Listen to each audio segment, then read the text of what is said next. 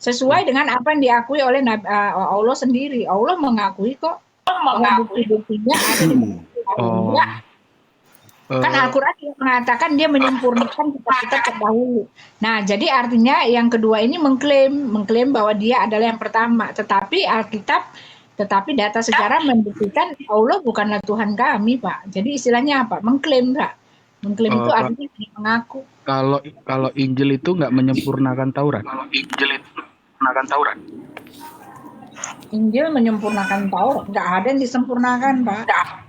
Enggak ya. Injil itu menggenapi Taurat, Pak. Menggenapi itu nggak sama dengan menyempurnakan ya. Menggenapi itu artinya menepati nubuat-nubuat yang telah tertulis di dalam kitab Perjanjian Lama, Pak. Itu artinya menggenapi. Menggenapi itu menepati, Pak. Menepati janji, menepati yang tertulis. Maksudnya gimana, Ibu Uti? Ibu jawab kayak gitu ke framing, Bu. Ibu jawab dengan kayak gitu ke framing. Jadi seolah-olah tuh Ibu ada kitab sebelum Injil tersendiri. Ibu jawabnya jangan begitu. Itu jadi dia nge-framing, Ibu ngejawab dengan begitu. Jadi seolah-olah tuh seperti kayak Al-Qur'an, dia ngikutin Injil gitu. Kalau Ibu jawab seperti itu, jadi seolah-olah Injil mengikuti kitab sebelumnya, Taurat dan Zabur gitu. Ibu ke framing, Bu. Kalau Injil mengikuti Taurat jangan, enggak, itu bukan mengikuti, menggenapi. Kita tadi bilang kalau Yesus menggenapi itu artinya menepati janji. Yesus katanya ayahnya itu Allah. Kenapa, Pak? Tadi bukti kan bilang kan Yesus itu udah ada dulu sebelum Allah ada.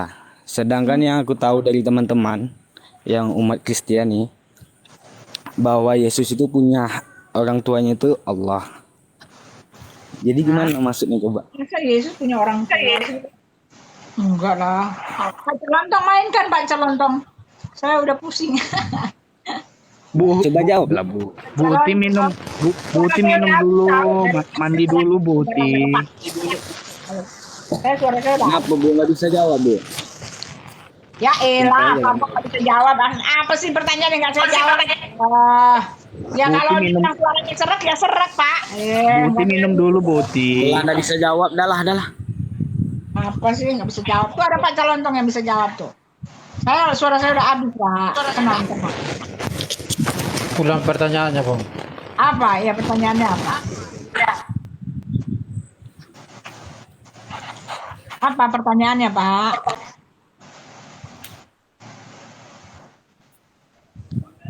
Bang Ibnu. Pak Ibnu aja nggak tahu apa pertanyaannya.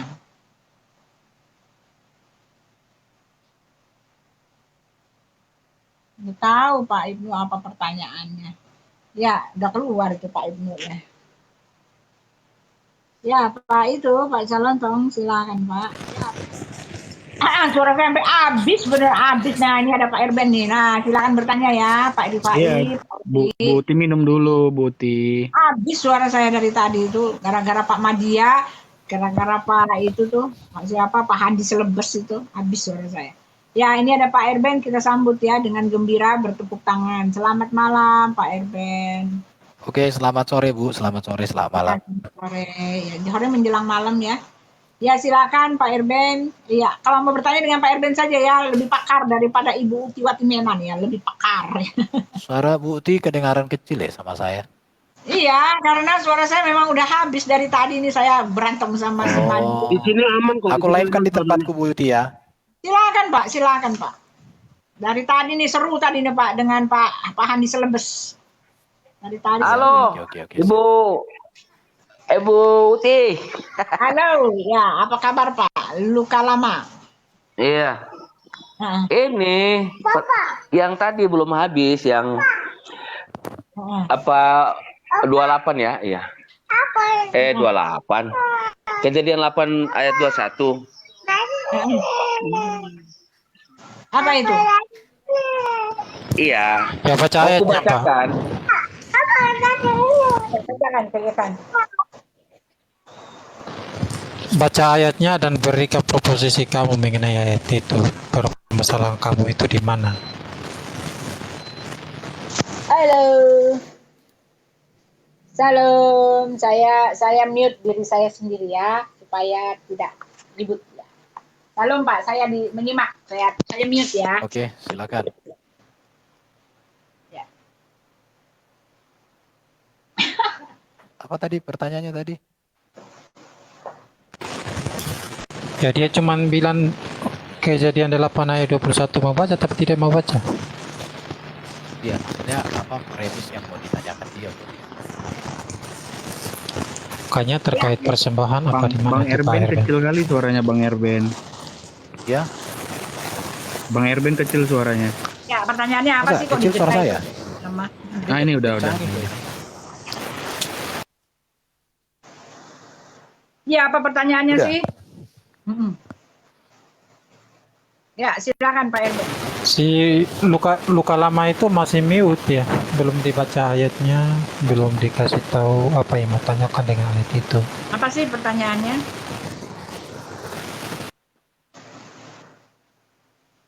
Halo? Yeay, orang-orang ini. Oke, saya naikkan dulu Ada ya. yang bilang, Bang Erben mereka sudah bubar, Luka maksudnya apa lama, itu? mute-nya Yang bubar. dibuka dulu bang. Bang luka lama.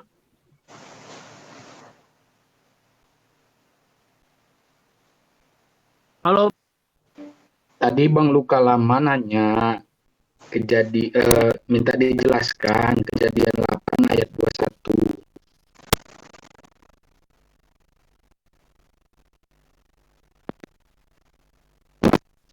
Shalom Buti, shalom Pak Erben, shalom Oh, shalom, semuanya. shalom, Pak Singayuda.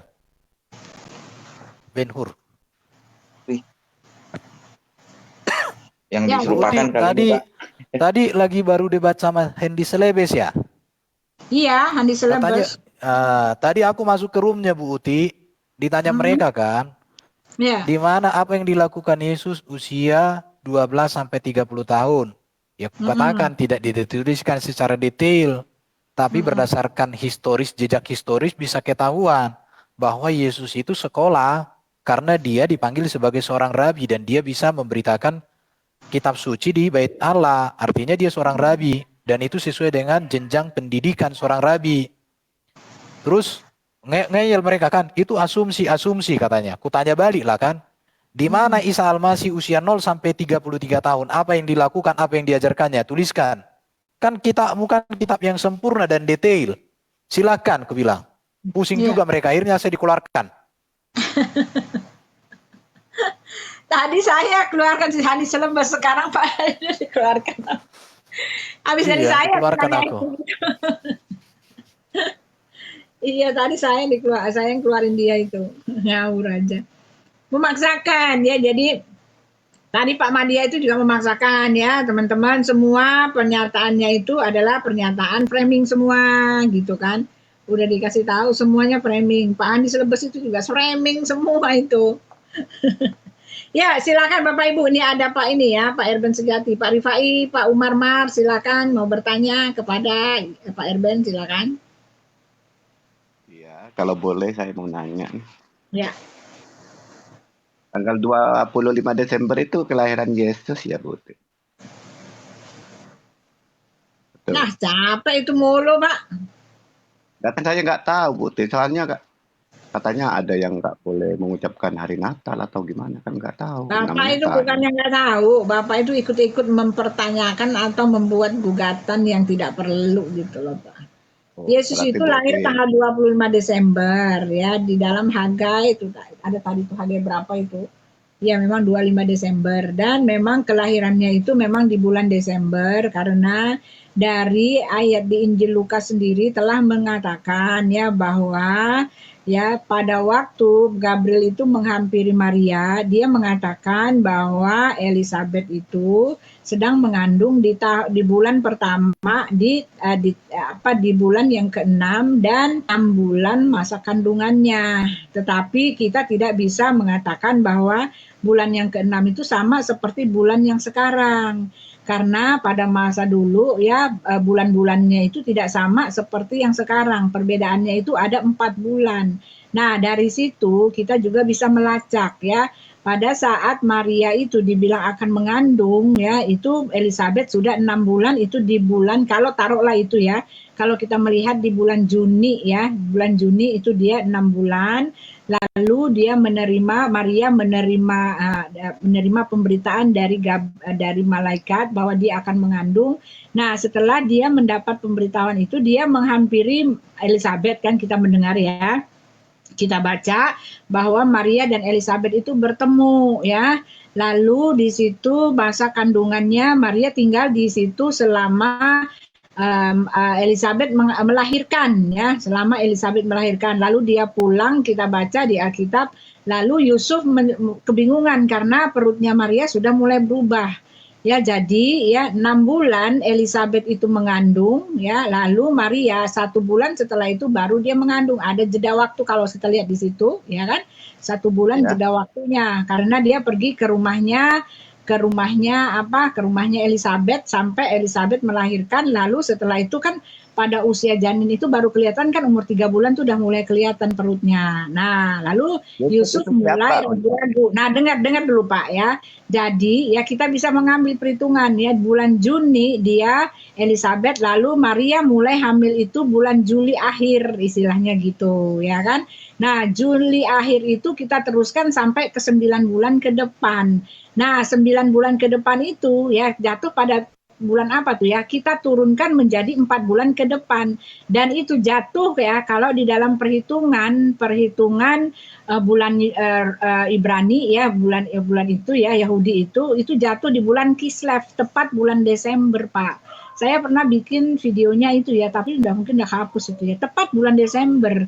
Jadi kalau untuk bulannya sendiri bisa dilacak sejak kelahiran daripada Elizabeth ya. Dan untuk tanggalnya tadi kita membahas itu ada ayat di dalam Hagai berapa tuh, bahwa akan ada tunas itu pada setelah tanggal 24 ya. Kelahiran tunas itu tadi Hagai berapa tadi, itu Pak Dehe yang ngasih tahu ya, kalau untuk tanggalnya.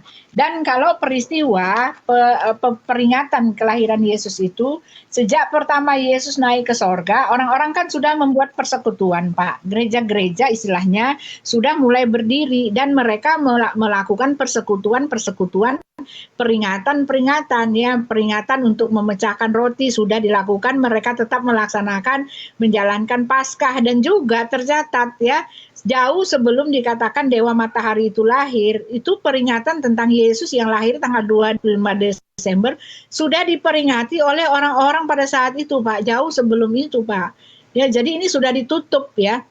Ditutup penyangkalan orang yang mengatakan Yesus bukan tanggal 25 Desember. Bagaimana Anda mengatakan bukan tanggal 25 Desember? Sejarahnya mencatat belum lama setelah Yesus naik ke sorga, dia sudah diperingatkan tanggal kelahirannya itu. Ya, bahkan kita sendiri bisa melacaknya itu kan dari kelahiran dari Elizabeth, tepat Pak. Ya, Alkitab itu nggak pernah bohong gitu. Ya, memang segitu. Siapa? Yusuf itu siapa? Bapaknya Yesus.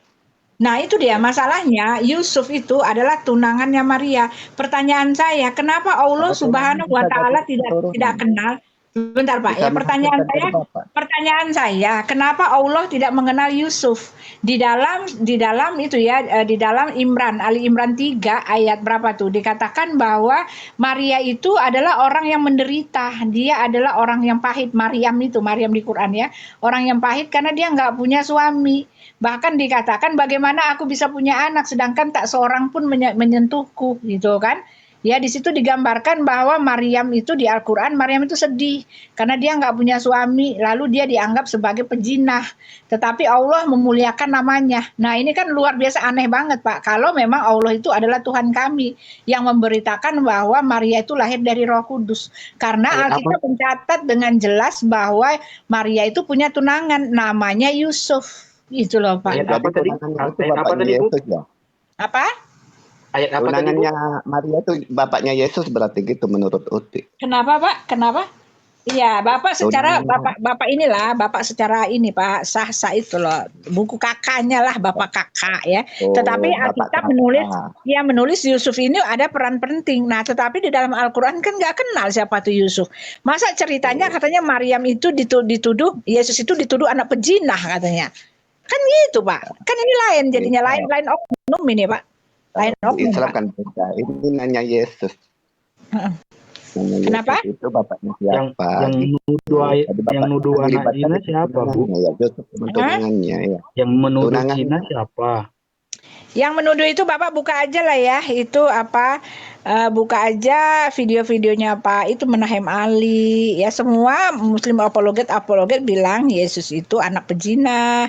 Nah lalu bahkan si ini bilang, siapa, si Ajis bilang, Yesus itu, Isa itu, yaitu ya dia Allah memuliakan Isa ya, ketika orang mengatakan bahwa Isa itu anak pezina, Allah memuliakan gitu, dia bukan anak pezina, tapi dia lahir dari Roh Kudus.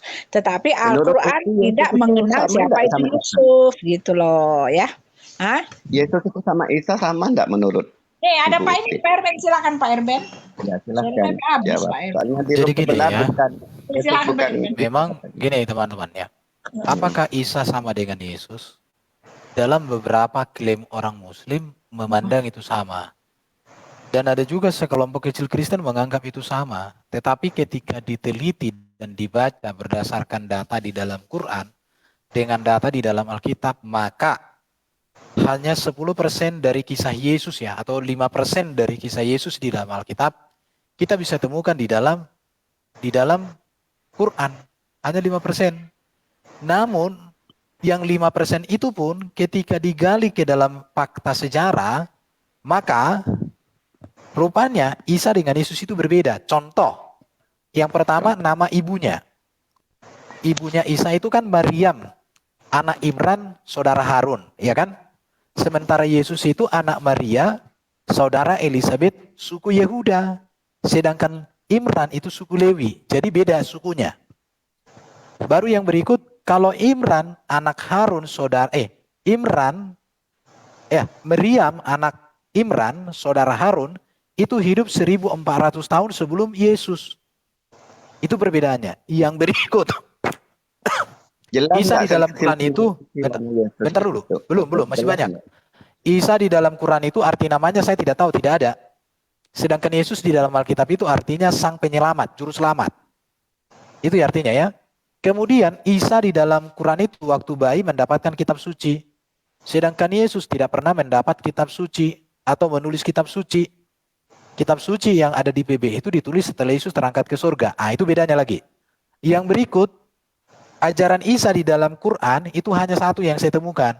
Sembahlah Allah, aku bukan Tuhan. Selain itu saya tidak menemukan ada ajaran Isa. Sedangkan Yesus di dalam Alkitab tidak hanya itu, banyak tentang etika, tentang moralitas, tentang surga, tentang akhir zaman, tentang malaikat, baru tentang apa lagi? Tentang keselamatan, tentang hidup baru, tentang pertobatan, Tuhannya Yesus. mujizat, Tidak. semua. Baru kalau Isa mujizatnya hanya disebutkan di Quran, itu pun sedikit. Sedangkan Yesus mujizatnya disebutkan, diterangkan dan dituliskan. Maksud, latar belakang dan tujuannya. Itu jelas. Kemudian Isa di dalam Quran itu tidak mati, tidak bangkit. Ya, tidak bangkit. Sedangkan Yesus di dalam Alkitab itu mati untuk mengampuni dosa, kemudian dia bangkit, ya, bangkit dari kuburan dalam kemuliaan, kemudian dia naik ke surga. Memang Isa dikatakan diangkat ke langit ya. Tapi perbedaannya, ngapain Isa sekarang di langit? Kita tidak tahu, nggak ada datanya di Quran ngapain Isa. Sedangkan Kalau Yesus dikatakan oleh Yesus sekarang sendiri, di langit. naik ke Kalau surga Yesus itu untuk menyediakan tempat bagi orang yang percaya. Itu jelas. Kalau Yesus Yang sendiri kalau berikut, Isa nanti datang di akhir zaman itu untuk membunuh babi, membunuh dajjal, mematahkan salib. Hanya itu doang. Sedangkan kalau Yesus di dalam Alkitab datang menjadi raja segala raja, hakim yang adil. Dialah nanti yang akan membangkitkan dan membawa semua umat tebusannya masuk surga dalam tubuh kemuliaan, serta membinasakan iblis dan manusia-manusia yang disesatkan iblis di neraka. Sekarang bagaimana dengan Isa? Tidak. Jadi dari kisah Isa dengan kisah Yesus di dalam Alkitab, kita hanya temukan sedikit saja. Dan yang sedikit itu pun kalau diteliti lebih dalam, maka terdapat perbedaan yang sangat jelas. Itu aja dulu dari saya. Terima kasih. Oke, berarti gereja yang kasih nama Isa Al-Masih itu salah fatal ya? Jawab. Saya Apanya? tidak mengatakan itu salah fatal, tetapi konsep Isa yang dimaksud mereka itu siapa? Kalau yang dimaksud mereka Isa dalam versi pemahaman mereka itu adalah Yesus Kristus dan berdasarkan ayat Alkitab tentang Yesus Kristus, ya saya nggak bermasalahkan itu. Oh, Dan berarti saya tidak berhak untuk menilai mereka. Tetapi kalau gerejanya mereka memahami bahwa Isa nama gerejanya itu menunjuk kepada Al-Quran, maka saya katakan itu salah. ya. Soalnya gini, gereja kok pakai Isa Al-Masih, sedangkan Kristen sendiri nggak mengakui Isa itu sebagai Yesus gitu. Ya itu Soalnya dia. Isa itu nabi kita, bukan Tuhan kita gitu. Itu aja. Saya pikir sudah saya jelaskan, Pak Bos. Seandainya kita, iya maksudnya kalau kita mempercaya Yesus itu, maksudnya kalau bukan Isa, itu kan nabi kita gitu, nggak bisa untuk menjalankan Yesus, walaupun orang Kristen itu menjelek-jelekan agama kita kan menjelek-jelekan Yesus kan nggak bisa juga, itu kan nabi kita gitu. Jadi kita minta pemahaman dari host dan juga Erben, Isa itu Yesus atau bukan? Soalnya gereja banyak kasih nama Isa Al-Masih gitu. Nah, saya jawab sebentar dikit ya. Kalau bicara mengenai gereja yang melabelkan gereja Isa Al-Masih, gereja itu bukanlah apologet. Nah, itu yang harus Bapak ketahui. Ya, yang memberikan labelnya itu adalah orang-orang sekuler yang melihat paradigma manusia gitu kan. Paradigma orang-orang kebanyakan menyatakan ya mengatakan bahwa Isa itu adalah Yesus. Tetapi ketika kita masuk dalam dunia penyelidikan, dunia penelaahan, dunia mengkaji dalil-dalil nyata benar bahwa Isa itu bukanlah Yesus ya. Jadi kalau ada orang yang melabelkan Isa itu adalah Yesus, yaitu adalah dalam orang-orang sekuler Pak istilahnya, orang-orang yang melihat paradigma orang aja gitu kan. Banyak orang mengatakan Saya pamit dulu ya, di sini maghrib putih ya. Orang. Saya pamit turun di sini maghrib ya. Aja itu Pak ya. Terima kasih ya, di sini maghrib putih. Paradigma itu artinya orang-orang yang hanya melihat secara kebanyakan orang melihat seperti itu gitu loh Pak. Tapi kalau bicara tentang dalil, fakta nggak ada yang menunjukkan kesamaan antara Isa dengan Yesus. Sama sekali beda, Pak. Sama sekali beda. Ya, siapa lagi? Kasih yang tulus. Ya, silakan. Itu Bu Uti. Itu tadi saya masih kurang paham yang masalah kitab tadi. Penggenapan Taurat itu maksudnya gimana? Nah, ini Pak Erben nih yang bicara tentang penggenapan. Silakan Pak Erben. Suara udah habis. Penggenapan ini yang mana dulu? Topik tentang apa? Karena kan penggenapan kan banyak. Iya, itu tadi saya nanya. Kenapa kitab-kitab itu ada semacam kesamaan, menceritakan nabi-nabi, menceritakan bagaimana kita harus hidup atau apalah ya, amal gitu. Terus saya nanya, apakah Injil itu menyempurnakan Taurat sebelumnya atau gimana?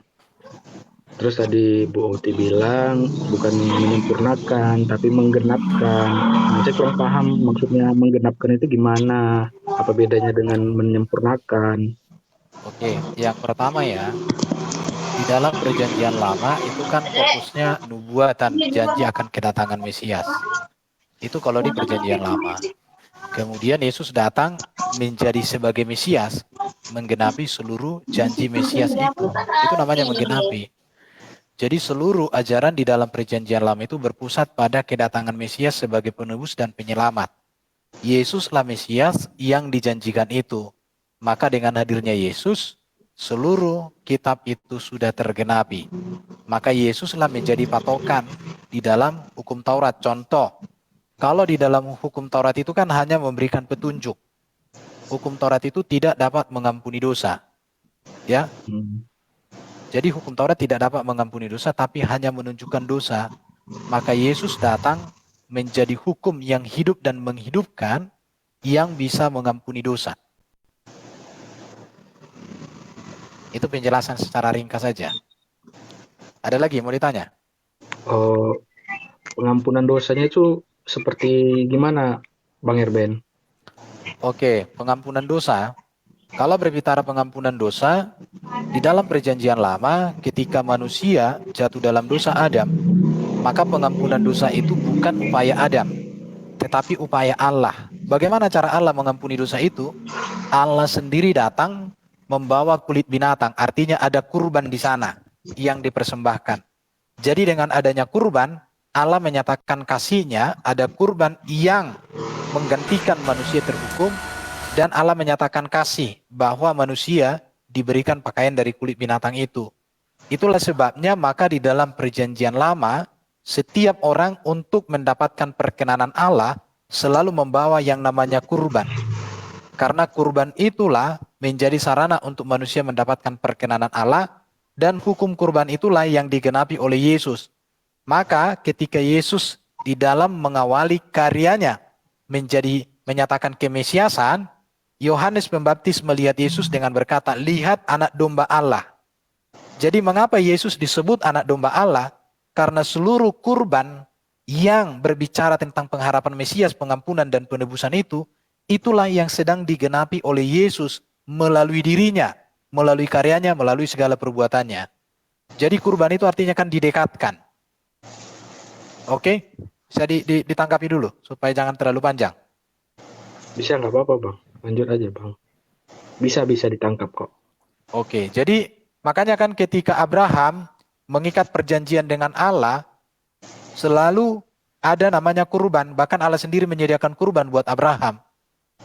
Bahkan juga Nuh juga mempersembahkan kurban, Habel juga mempersembahkan kurban, bahkan Ishak dan Yakub juga mempersembahkan kurban. Bahkan Musa juga dan bangsa Israel mempersembahkan kurban. Jadi seluruh hukum kurban di dalam perjanjian lama itu berbicara tentang penebusan, pendamaian dan keselamatan. Dan Yesus sudah menggantikan itu semua melalui dirinya. Maka dikatakan kalau Yesus itu, kalau di dalam perjanjian lama, di dalam kitab PL di zaman Musa sampai zaman Yohanes Pembaptis, yang mempersembahkan kurban itu kan imam besar. Makanya Yesus harus menjadi imam besar.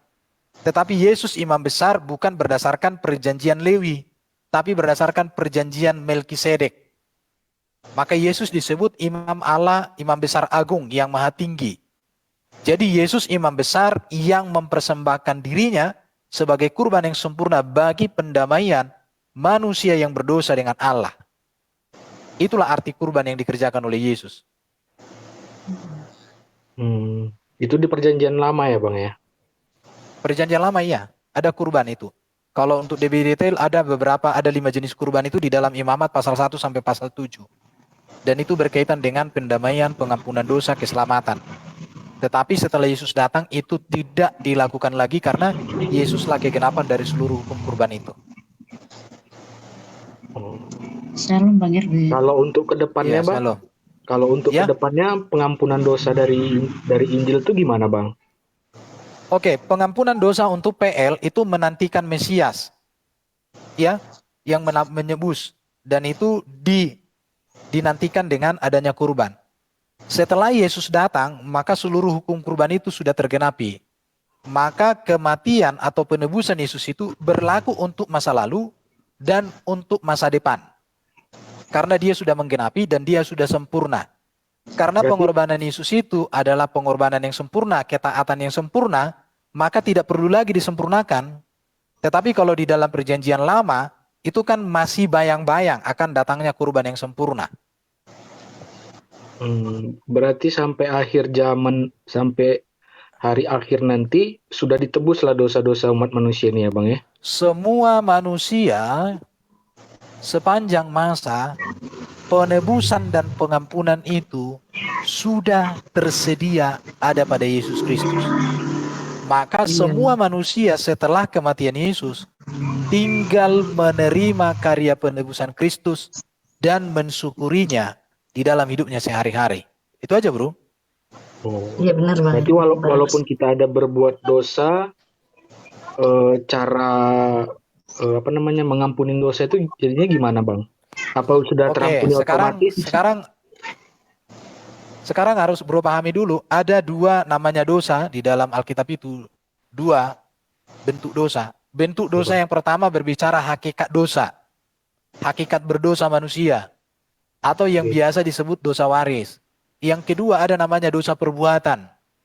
Hakikat dosa itu apa? Yang pertama perhatikan ini ya, hakikat dosa itu. Manusia terpisah dari Allah, terusir. Makanya Adam dan Hawa diusir kan? yang kemudian bahkan manusia itu tidak bisa menghampiri Allah lagi. Tidak bisa mendekati Allah. Tidak bisa berkomunikasi langsung. Makanya setelah manusia jatuh dalam dosa, Adam dan Hawa itu kan ketakutan. Nggak berani. Yang kedua, manusia mengalami maut. Ya, mengalami kematian. Yang ketiga, manusia ada di dalam otoritas kuasa iblis. Yang keempat, natur manusia yang diciptakan sempurna itu menjadi tercemar rusak. Jadi hakikat dosa ini hanya bisa diselesaikan oleh Yesus. Manusia tidak bisa menang atas dosa, atas maut, maka Yesus datang memberikan hidup yang kekal. Manusia tidak bisa mengalahkan iblis, maka Yesus datang mengalahkan iblis. Manusia tidak bisa mendekatkan diri atau menghampiri Allah dengan kekudusannya, maka Yesus datang menjadi pengantara. Manusia tidak bisa memperbaiki dirinya menjadi baik, menjadi baru, tetapi Yesus datang untuk membaharui kehidupan kita. Ini dikerjakan oleh Yesus, dan juga perbuatan dosa kita diampuni oleh Yesus. Namun kalau perbuatan dosa, contoh bro mencuri uangnya si Anu, sesama kita bisa selesaikan itu. Tinggal kamu minta ampun sama orang itu, kembalikan uangnya, kamu berdamai dan mohon ampun sama Yesus. Selesai. Makanya hakikat dosa dengan perbuatan dosa itu dibedakan dalam Alkitab. Misalnya Bang, kalau mabuk, berzina itu termasuk Itu dosa perbuatan hakikat. dosa. Itu yang termasuk kemana itu Bang? Ya, mencuri, membunuh itu perbuatan dosa. Tetapi bagaimana, kenapa manusia melakukan perbuatan dosa? Berasal dari hakikat naturnya yang sudah berdosa. Oh, bukan iblis? Bukan. Jadi manusia berdosa itu, Adam dan Hawa itu berdosa karena iblis. Setelah Adam dan Hawa, manusia bisa berdosa karena iblis, tetapi juga manusia dapat berdosa dari diri sendiri. Karena dia sudah memiliki natur yang condong untuk berbuat dosa. Oke. Thank you Bang Erben. Saya mau Oke, terima kasih bro. Selamat malam semuanya. Halo, assalamualaikum. Waalaikumsalam. Ya, waalaikumsalam. Bang Suaib, saya pamit dulu ya Bang Suaib.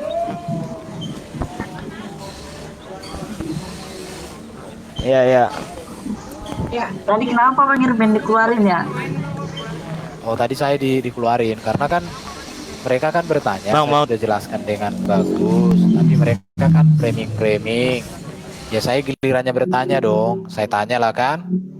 Saya tanya, apa kemahakuasaan Allah yang dilakukan oleh Allah di zaman Muhammad yang tidak bisa dilakukan oleh Yesus, saya bilang. Nggak dijawab toh. Baru saya tanya lagi yang kedua. Bang Erben gini, sebelum Abang Erben masuk tadi, mereka itu udah bisa menghujat Tuhan itu. Cuman saya tapping aja di Ya bawah. karena itu saya masuk. Iya. Jadi Pas saya Abang masuk Erben di masuk, Islam orang itu itu. agak diam, agak lembek. Tadinya orang Kristen kita karantinakan. Kita ini kan, waduh, saya sampai... Saya ada dua pertanyaan kan. Siapa di dalam Quran manusia yang tak berdosa, yang sudah di surga?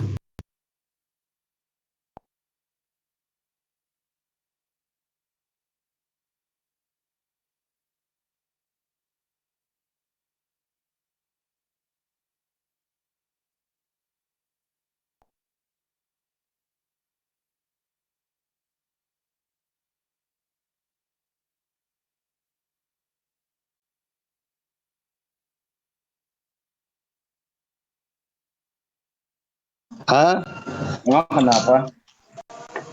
Maksudnya kenapa? Apanya? Iya pakai pemanasan segala sama Muhyiddin. Ya iya, memang nggak tahu langsung kalau saya ketemu dengan dia duluan serang. Sudah disunat belum? Wow. Kamu mau bilang apa? Mau larang? aturan Pak Jordan sunat dulu, nggak apa-apa, nggak sakit kok. Ya itu yang saya katakan tadi, tiga kriteria itu ya boleh memenuhi syarat nggak? Apa bisa terpenuhi nggak itu? Ya karena kan syarat tersebut nggak secara mandatori kan nggak ada dalam itu ya. Bible itu sendiri jadinya itu persyaratannya diadakan, dieksegesis sendiri oleh Pak Jordan. Karena nggak begitu, atau di dalam Bible sendiri nggak menjanjikan sunat itu akan seperti yang 3 hal tadi Pak Jordan sebutkan tadi gitu. Bercanda aja kita ini. Gitu Pak Jordan. Masih di Manado kah Pak Jordan? Sudah mau pindah rencana nih. Pindah kemana? Kerja kan, jadi pindah lokasi nanti. Sehat-sehat terus saja Pak Jordan ya. Ya. Mudah-mudahan Allah kasih hidayah. Bicara masalah sunat, kalau kita Islam kan sampai perempuan juga kita sunat ya. Loh, katanya Islam katanya kalau perempuan nggak disunat. Kalau di NTB semua sunat gitu, cewek cowok. Sama perempuan juga ya? Iya, siap sama perempuan. Iya, kalau perempuan yang disunat yang mana, Pak? Gelambir sebelah kiri dan kanannya. Masa saya harus ngomong gitu sih? Di ujung. Saya kan belum tahu. Saya kan belum tahu. Yang saya tahu saya laki-laki. Ujung-ujungnya saudaraku diambil. Ujung-ujungnya. Mana aku tahu yang ujung-ujungnya itu. Nah itulah saking istilahnya itu adab dan adat daripada Islam itu ya seperti itu, harus bersih semua gitu.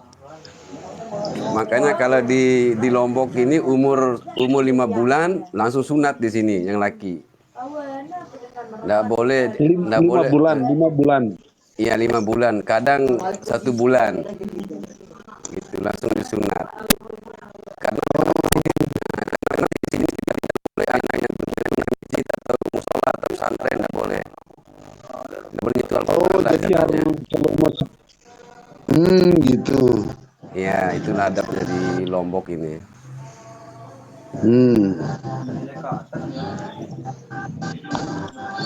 Tanya sunat, memangnya mau sunat lo? Pak Jordan disunatin sama Pak Amir loh. Pak Amir jago loh. Pak Amir, saya ini setiap kali masuk rata-rata ditanya, sudah apalagi kalau dari PI, sudah disunat belum? Wah, ini baru masuk aja, langsung diserang ini. Sunat. Wah, deh. Pak Jordan sama semuanya, aku izin turun dulu, mau sholat maghrib dulu. Lanjut ya. Ya semuanya. Terima kasih Pak Jordan dan semuanya. Assalamualaikum warahmatullahi wabarakatuh.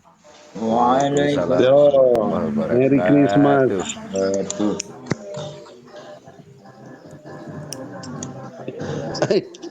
Nah, kita ini mau diskusi atau hanya saling melotot ini? Ya, kita bukan diskusi apa tentang Islam saja. Monggo dilanjut dulu aja Pak Jordan ya. Saya itu store foto aja buat Katanya mau ngajak ini sama buat ngusir kecoa. itu sang debater itu. Ada sang debater sekarang pakai Zoom, pakai TikTok lagi nih sang debater nih. Silakan masuk sang debater. Aku mungkin 1 menitan lagi jauh dari perangkat ini mau sholat. Oh, iya, Nanti iya, kalau iya. ini Pak Amir turunin aja ya kalau ada yang mau naik, kalau saya pas nggak bisa ngomong. Belum ada yang debater juga belum ini. Sini juga mau sholat juga. Immanuel mu dulu.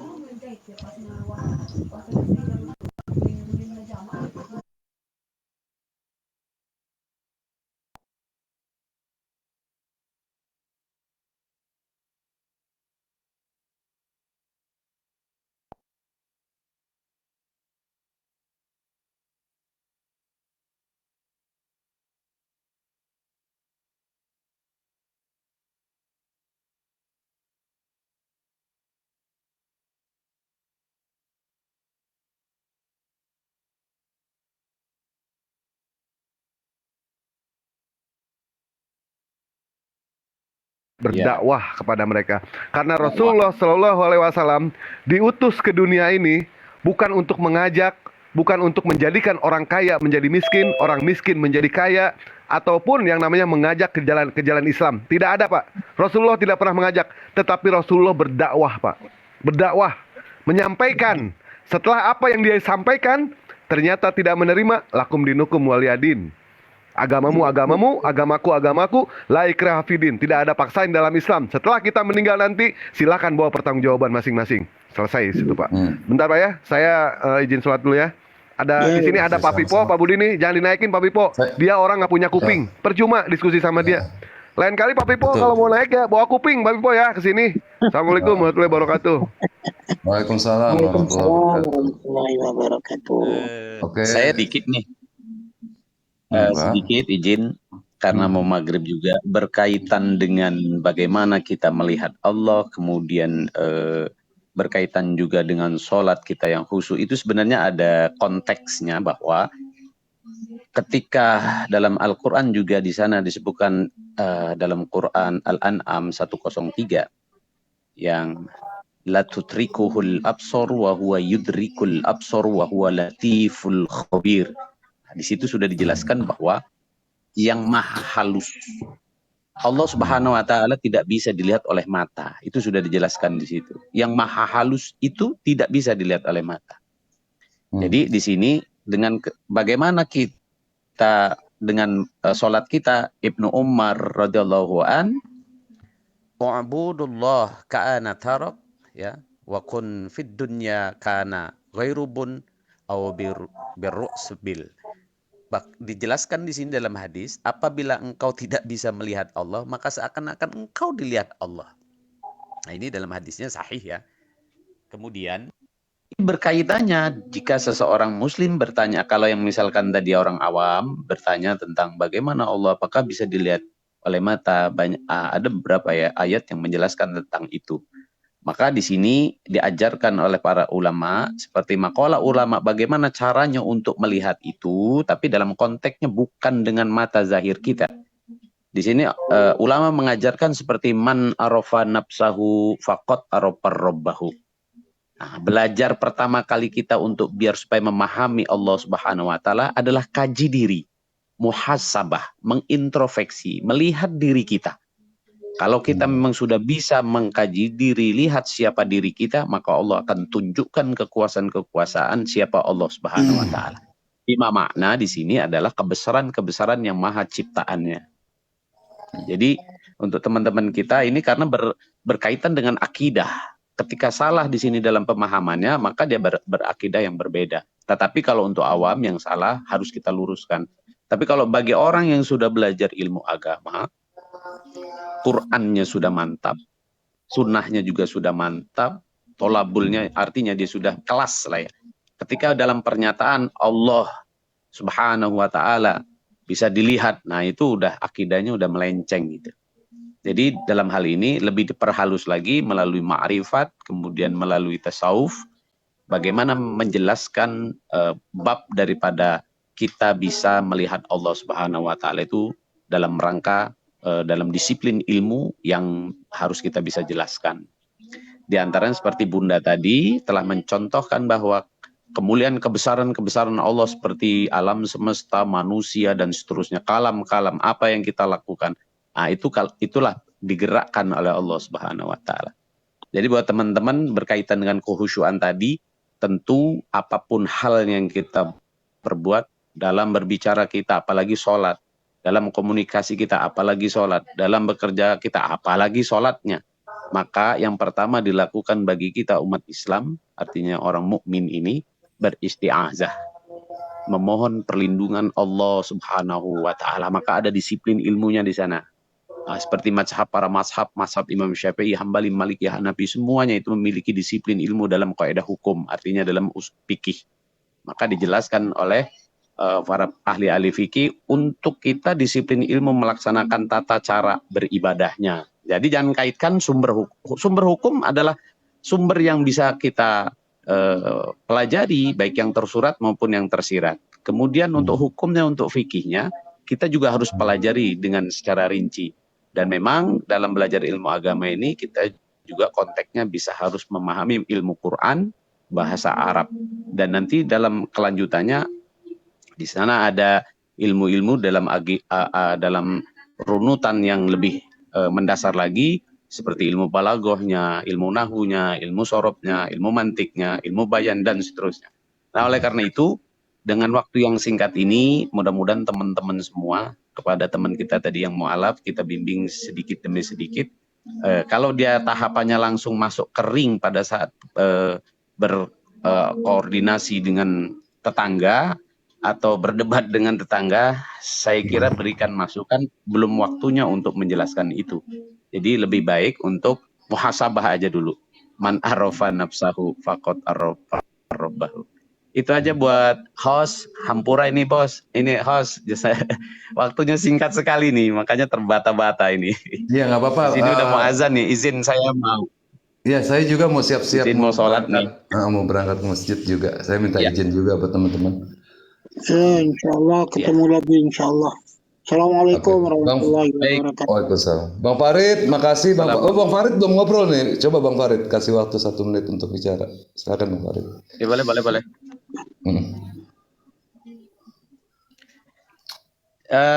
Saya ini di sini sudah tahrim mungkin sekitar 2 menitan lagi memulai ini. Insya Allah next ba'da isya'an lah, kalaupun nanti ada waktu kita bertemu lagi. Ya, kalau bisa habis sholat isya ya, biar kita agak panjang ya waktunya ya.